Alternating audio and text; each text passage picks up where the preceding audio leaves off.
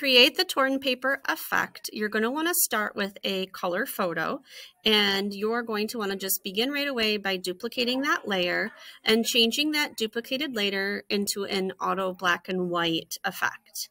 Now you're going to want to know which torn paper PNG you want to use from the selections that I gave to you.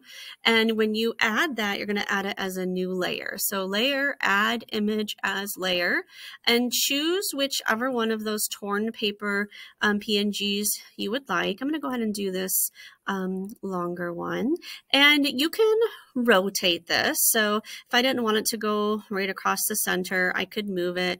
I could go diagonally. So we'll just try diagonally right there. And I want to make sure that I get a nice chunk of the image. So now that I have that torn paper layer, I'm going to make sure that I am on that torn paper layer, and I'm going to duplicate that. So layer, duplicate, layer. And on this duplicated layer, I'm going to give it a drop shadow. So I'm going to go to Filter, Drop Shadow, and you can kind of see the drop shadow that I added on the bottom. So I'm going to go ahead and click Apply.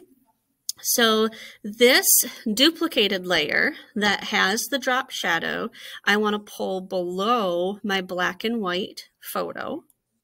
I'm going to go back up to that original torn paper, and I'm clicking my 3 dots to get to my layers and blend modes. And I'm going to choose mask, and it's going to be, gone for a second. No worries.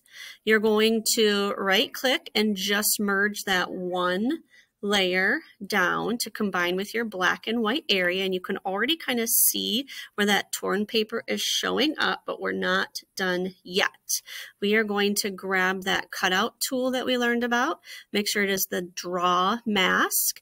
I'm going to want my brush softness to be all the way down to 0, and you can zoom, but basically I'm taking that mask and I am just kind of dragging it along the edge of that torn paper, just so I can see the edge of that paper. And I'm going to do it again on the bottom. The bottom does have my drop shadow, so it is going to look a little bit more 3D and realistic. I can go back and touch it up where I maybe missed it. But now I have a torn paper effect on top of my color photo. When you're all done, don't forget to click File and Save.